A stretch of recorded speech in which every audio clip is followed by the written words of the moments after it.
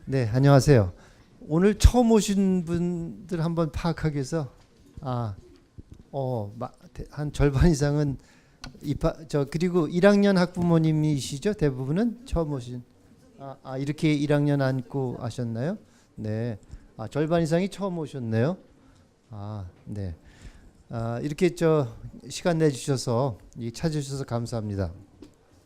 제가 한 15분 정도 이제 인사 말씀드리고자 하는데, 제가 처음 또 오셨기 때문에 어떤 방향에서 우리 학교를 우리가 지향하고 있고 또 운영할 것인지 그 말씀을 좀 드리려고 합니다.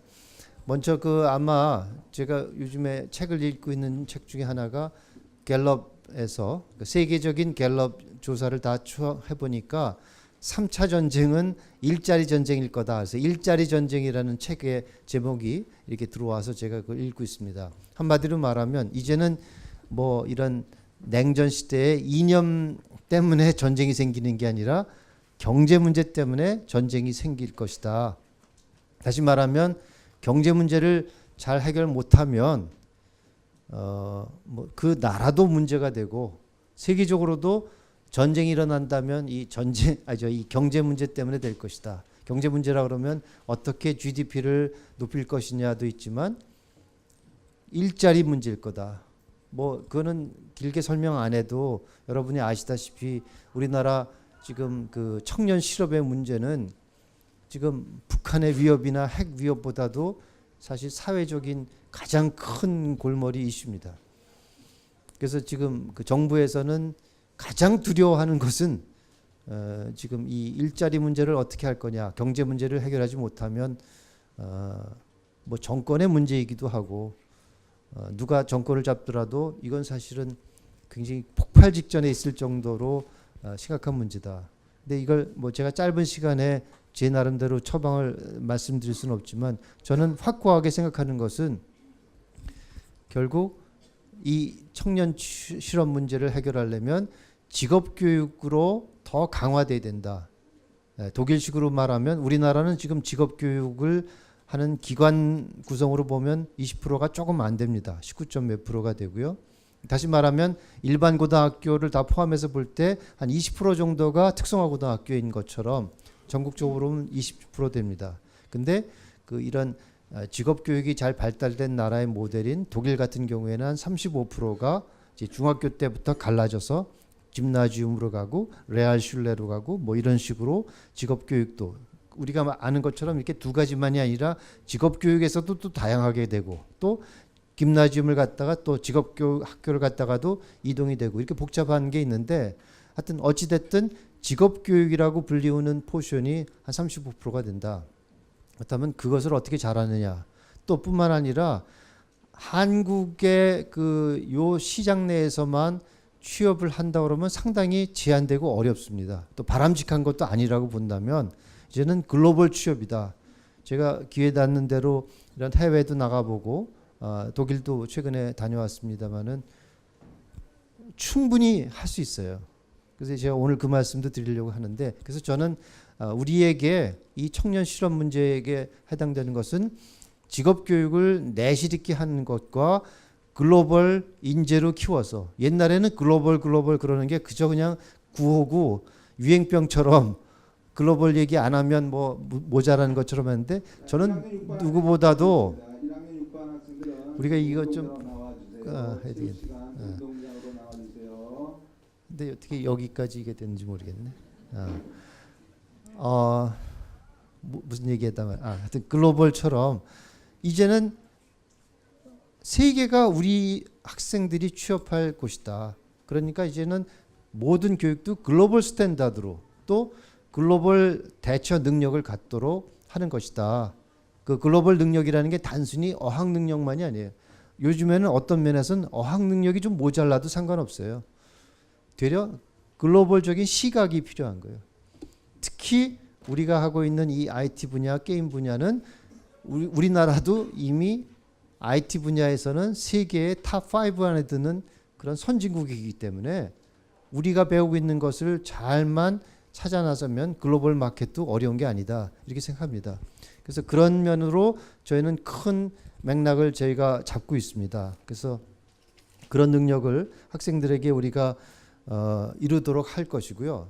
한마디로 말씀드리면 제가 그 며칠 전에 교육부 그 직업교육 담당하는 국장 과장들하고 특성화고등학교의 발전 방안 때문에 모임이 있어서 서울대학에서 모였습니다. 지금 이제 서울대학교가 이제 연구 용역을 하고 있어요. 그래서 제가 가서 자문을 했는데 굉장히 우려스러운 건 뭐냐면 직업교육 제가 말씀드린 것처럼 직업교육의 중요성이 높아지니까 또 요즘에 또 일반고 살리기가 또 지금 중요한 문제입니다. 그분들의 입장에서 볼 때는 특성고등학교는 지난 정부에서 엄청나게 해줘가지고 상당히 막 어떻게 보면 아주 잘 되는 것처럼 보이고 일반고는 지금 황폐화됐다. 뭐 우리 신문에 많이 나지 않습니까? 뭐 그런저러한 이유로 두 가지를 제가 볼 때는 섞으면 안 되는데 두 가지 섞어가지고 하는 게 뭐냐. 나라에서는 특성고등학교 좀 늘려야 된다. 그렇다고 특성고등학교를 더 지을 여력과 이건 아니니까 자꾸 정원을 늘린다든가 수용을 해라. 또 괜히 자꾸 이렇게 커트라인 만들고 하지 말고 원하는 학생이 더 많으면 더 받도록 해야 된다. 그래서 제가 엄청난 이거는 판단 미스다. 그렇게 돼서는 안 된다. 왜냐? 직업교육이 중요하다고 그랬지. 늘어나야 되는데 그것은 꼭 특성화고등학교에서 하는 돈이 많이 드는 그런 전문가를 육성하는 것도 있지만 일반 고등학교에서 좀 더 아주 그렇게 전문적인 훈련을 안 받아도 되는 그런 쪽으로 직업교육을 시키는 것도 포함을 하는 겁니다. 한마디로 말하면 지금 우리가 이런 그 학벌 중심의 사회에서 특성화고등학교를 통해서 간판 따는 대학 무작정 대학 진학이 아니라 선취업 후진학으로 능력이 있으면 인정받는 시대로 가야지 옛날처럼 너 어느 학교 졸업생이냐 뭐 어느 대학 나왔냐 이거 시대가 아니라는 거예요. 그렇다면 제가 주장하는 게 능력을 가진 졸업생을 하는 것도 중요한 것이지 숫자만 많아진다고 되느냐. 다시 말하면 이 교육의 질 관리가 더 중요한 것이지 취업률이나 이제 것은 이제 탈피할 때가 됐다. 그러려면 내실 있는 교육이 되도록 하는 것이고 또 특성화고등학교도 다양한 또 직업교육도 다양한 것으로 가야 된다 하는 것을 제가 강조했습니다. 근데 지금 추세는 더 문제는 일반 고등학교에 계신 그 교사나 교장 선생님들이 그런 생각까지는 못하고 그저 자기네는 지금 뭐 그런 말 아마 많이 들으셨을 거예요. 아주 탑 클래스는 뭐 특목고로 가고 중간은 특성고등학교에서 다 뺏어가고 우리는 뭐 이게 완전히 냉탕 온탕이 섞여가지고 학교 수업하기가 어렵다. 그래서 황폐해지고 뭐 그렇다. 그것도 약간의 영향은 있지만 저는 그거보다는 일반 고등학교들이 사실은 경쟁력이 없는 것은 경쟁이 없기 때문에 그래요. 또 그 이유는 나라에서 그냥 배정해 주다 보니까 그렇고 뭐 제가 그 긴 얘기는 회피하겠지만은 거기에 비하면 특성화고등학교는 여러분 아시다시피 지원해서 오는 것이기 때문에 우리 같은 경우에도 우리가 우수한 학생을 이렇게 선발하기 위해서 엄청난 경쟁과 굉장히 많은 뼈를 깎는 노력을 합니다. 경쟁이 없으니까 경쟁력이 없는 거예요. 그냥 정부의 지원만 있어서 뭐 특성고등학교가 살았다? 물론 그것도 있죠. 하여튼 그런 상황에서 볼 때 저희는 제가 지금 말씀드린 글로벌 경쟁력을 가지고 글로벌 취업이라든가 얘네들이 어떤 그 글로벌 또 한국의 기업을 가더라도 다 뭐 지금 우리 마대영 학생도 얘기했지만 했는지 모르지만 그 회사가 한국 시장만 보고 하겠습니까?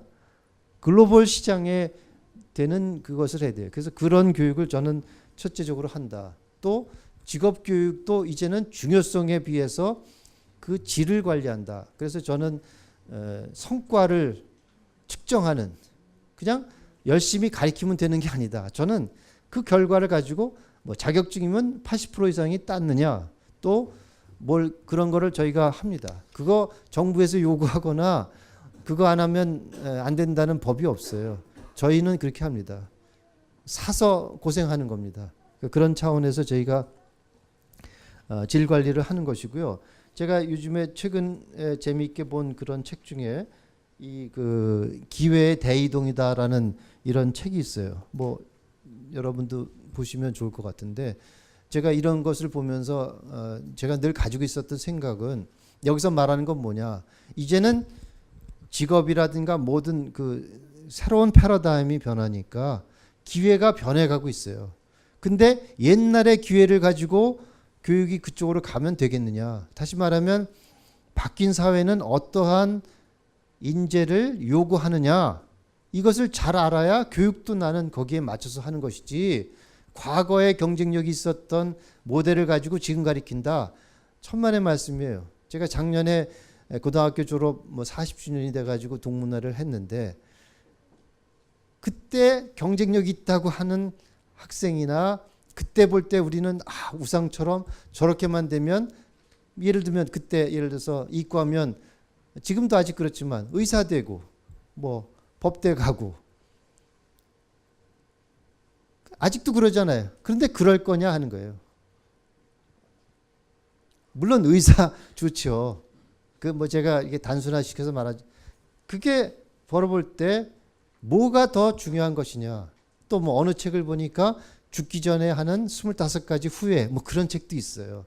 그런 거 볼 때 과연 학교가 뭘 줘야 될 것인가 볼 때 저는 뭐 이거 간단히 말씀드리면 옛날에는 암기력이 문제였고 또 옛날의 교육은 제품을 잘 만드는 교육이었어요. 근데 이즘은 뭘 가르쳐야 되느냐? 소비자가 무슨 제품을 요구하는지 이 제품을 어떻게 하면 잘 그 사람에게 팔지 이런 거예요. 다시 말하면 지식의 시대가 아니라 정보의 시대가 아니라 옛날에는 지식이나 정보를 많이 외우고 그런 시대였어요. 근데 이제는 뭐 요즘 애들은 척하면 다 검색해보면 인터넷으로 하면 아마 세계에서 제일 똑똑한 기계가 이미 있는 거예요. 그러니까 지식 가지고는 안 돼요. 지혜로워져야 되는 거예요. 또 결국은 기술이 중요한 것이 아니라 사람을 잘 아는 게 중요한 거예요. 제가 우리 학생들한테도 얘기했지만 BMW 차를 제가 보면서 참 놀라운 게 그 무슨 엔진의 뭐 효율이나 이런 것이 그런 건 상당히 다 경쟁이 비슷해져 가요. 그리고 앞으로는 뭐 자동차가 이제 전기로 가니까 그런 것도 필요 없는 시대가 됐어요. 안전 문제. 근데 더 중요한 거는 그걸 타면은 예를 들어서 사람의 마음을 이렇게 감동시키는 게 많아요. 예컨대 차 타고 가다가 엔진 끄면 그 음악이 좋은 거 나오다가 끊어지잖아요. 근데 BMW는 꺼도 그 사람이 멀리 가서 끌 때까지 들립니다. 또 차가 이렇게 예를 들어서 타이어 바람이 빠지면 그걸 알려주고 그냥 알려주고 하는 게 아니라 뭔가 불편하게 라디오가 안 나오게 만든다든가. 그 처음에는 욕이 나오는데 나중에 보니까 야, 이 차가 내 마누라보다도 내 걱정을 더 해주는구나. 이런 식의 그 사람의 마음을 끄는 거. 그게 이렇게 고도의 기술이 아니거든요. 그런 시대로 가고 있다. 다시 말해서 이제는 공고라 할지라도 인문학적인 소양, 또 사람의 가치, 사람의 생각, 또 뭔가 역사성 이런 것들이 중요한 시대가 되고 있다. 그래서 저는 그런 쪽으로 하고 있습니다. 제가 얘기가 그려졌습니다만 마지막으로 그래서 그런 면에서 볼 때 저는 제가 이제 교장 맡은 지가 이제 5년째 되지만 제가 우리 학교가 표방하는 학교가 뭐냐? 여기가 분류상으로는 특성화 공고죠. 그러니까 예를 옛날로 치면 공업계 고등학교. 근데 저는 그걸 탈피해야 된다. 제가 좀 전에 말씀드린 거로 볼 때 이게 왜 국제학교인지 예고인지 어떻게 보면 상업계 학교인 것 같기도 하고 또 어떻게 보면 어느 학교보다도 인문학교고 또 요새 혁신학교 뭐 하고 떠들지만 아시는 대로 우리가 음악교육이라든가 이런 게 다 융합을 해서 이게 정체성이 뭐야? 경계가 없는 학교가 돼야 우리가 살 길이다. 또 선생님이 다 가르치는 게 아니라 애들이 이렇게 스스로 하는 그걸 요새는 뭐 거꾸로 교실이다 그런 말도 하는데 애들이 더 앞서서 갈 수 있는데 왜 선생님이 그걸 갖다가 체면 때문에 해야 되느냐. 그래서 이게 새로운 학교의 모델을 저희는 하고 있습니다. 그런 면에서 여러분들이 기대해 주시고 또 저희를 믿고 잘 따라줬으면 좋겠어요. 그리고 제가 이 기회가 됐으니까 우리 선생님들한테 제가 늘 부탁하는데 직접 한번 제가 말씀을 드리는데 우리 이 특성화고등학교에 다니는 뭐 학교마다 조금씩은 다르지만 인문계 고등학교에 비해서 특성화고등학교 다니는 학생들은 국가로부터 3배 내지 5배의 1인당 교육비 지원을 받는 겁니다. 뿐만 아니라 그런 학교 중에서도 우리 학교는 또 여러 가지 각종 프로젝트 사업들 아마 설명할 기회가 있을 텐데 하기 때문에 절반 이상의 학생들은 또 거기서 많은 혜택을 받습니다. 그런 걸 알아주십사 하는 게 일단 부탁이고요. 근데 거기서 끝나는 게 아니라 제가 말씀드린 대로 글로벌 경쟁력을 갖는다, 또 여러 가지 활동을 한다 하면은 학교가 지원해주고 나라가 지원해주는 돈만 가지고는 그것에 맞추면 안 된다고 보는 거예요. 저는 해야 될 것에 맞추고 그 돈도 있지만 좀 더 개인 부담도 생길 수 있는 것을 자꾸 우리 풍조는 공짜로 해줘야 된다. 또 돈 걷는 것은 안 된다. 왜 안 되냐 이거예요. 수학여행도 뭐 똑같이 가야 된다 이거예요. 저는 앞으로 수학여행도 해외로도 가야 되고 자기 분야에 따라서 나는 독일을 가보고 싶다. 중국을 가보고 싶다. 뭐 일률적으로 다 가라는 거 아니에요. 그렇게 가려고 하는 걸 키워주는 사회가 돼야 되는 거고 그런 것을 또 뒷받침하는 것도 필요하다. 학교 보냈더니 돈 안 들더라. 이것에서 만족하는. 제가 대학에도 웃긴다고 생각하는 게 반값 등록금이 중요합니까? 그러면 내가 그래서 교수들한테도 그랬어요. 그럼 반만큼만 가르쳐야지. 교수 월급도 반 받아야 되고. 그렇잖아요. 그게 중요한 게 아니죠. 돈이 조금 더 올라가고 사실 미국이나 비하면은 한국의 그 대학 등록금은 상당히 낮은 편입니다. 근데 일부러라도 유학도 가는데 한국에서 질 높은 교육을 받아서 취업이 잘 되고 경쟁력이 있게 만드는 게 중요한 것이지 싸게 다니는 게 뭐가 그렇게 중요한 거예요. 그러니까 우리가 초점을 바꿔야 된다 저는 생각해요. 마찬가지로 우리 일도 학교에서 돈 드는 일 안 하는 게 우리가 학부모님들한테 보답하는 길이고 잘하는 길이다? 저는 그렇게 생각하지 않습니다. 그렇다고 뭐 여러분한테 지금 돈 많이 들 거라고 경고하는 게 아니고요. 예를 들어서 글로벌 프로그램 제가 올해 여기 3학년 학부모님들이 계신지 모르지만 제가 독일에 가서 그 뮬하임이라는 데 이제 한국의 게임 기업이나 이런 걸 이렇게 투자 유치를 하는 곳을 가서 제가 교섭을 하고 잘 됐습니다. 그래서 마침 거기에 그 이미 가 있는 한국 회사가 있어서 일단 2학기 때 몇 명이라도 제가 현장 학습을 해외로 보내려고 그래요. 그래서 뭐 우리가 학교에서 서포트 할 건 하지만 그런 거 하면 개인 부담이 생깁니다. 또 제가 가봤더니 제가 하나 생각을 잘못하고 있었던 게 독일은 대학에 학비를 안 냅니다. 근데 저는 외국인은 받는 줄 알았더니 외국인도 안 받아요. 그러니까 독일어 잘하고 뭔가 자기가 하겠다라는 그게 있으면 독일에서 다니면 생활비만 되면은 되는데 독일이라는 그런 데서 내가 다니고 오면 뭐 진짜로 그 경쟁력이 높아지는 것이죠. 또 이런 우리가 말한 이런 게임 산업이나 이런 것들은 이 문화 콘텐츠 산업이라고 볼 수 있기 때문에 그런 유럽의 미국보다도 훨씬 그 깊이 있는 그런 것들을 볼 때 나 같으면 근데 그 돈이 뭐 한 50만 원에서 100만 원 한 달씩 내면 그럼 맥시멈 잡아도 1년에 1000만 원 내고 독일에서 유학 갈 수 있는 길이 있다면 근데 그것까지 학교 보러 내라고 할 수는 없지 않느냐. 뭔가 서로 뭐 이렇게 그 고통 분담을 해야 되는 것처럼 그런 투자 마인드가 있어야 되겠다. 또 저희 학교가 1인 1학기를 합니다. 뭐 오케스트라도 있고 그런데 제가 늘 강조하는 게 좀 이제는 그저 하는 거에서 마찬가지가 아니라 좀 더 잘하는 그렇다고 우리가 음악대학으로 성장할 건 아니지만 고등학교 2, 3년 동안에 악기를 잘 배우고 하면은 엄청나게 잘합니다. 근데 그러려면은 학교에서 악기만 빌려가지고 해가지고는 그게 되겠어요? 악기라는 건 매일매일 해야 되는데 그러려면 조금 개인한테 자기 돈으로 사주고 열심히 노리는 게 낫지 돈 안 드는 쪽으로만 간다. 걔가 재능이 있어가지고 또 학교가 그런 길을 터가지고 했다면 그 50만 원, 100만 원 투자해서라도 그 아이가 공부도 열심히 하지만 그런 쪽에 경쟁력을 가지면 회사 생활이라는 게 요즘에는 너 요거 기술 잘하는 거 그게 아니에요. 뭐 다양한 재능을 가진 사람들이 더 성장하고 하는 거라면 다른 학교는 입시 위주 뭐 해가지고 그럴 마음도 없기 때문에 안 하는데 우리가 왔다면은 그런 걸 할 수 있는데 학교가 물론 기본적으로 돈 하나 안 들이고도 할 수는 있어요. 근데 더 잘하려면 악기를 자기 사주는 방향으로 했더니 선생님들이 상당히 꺼려하시고 말을 못 하시는 경우가 많아요. 결국 부모님들한테 이게 부담이 된다는데 저는 뭐가 과연 부담이냐? 돈 안 들이는 것이 최선의 방식이냐?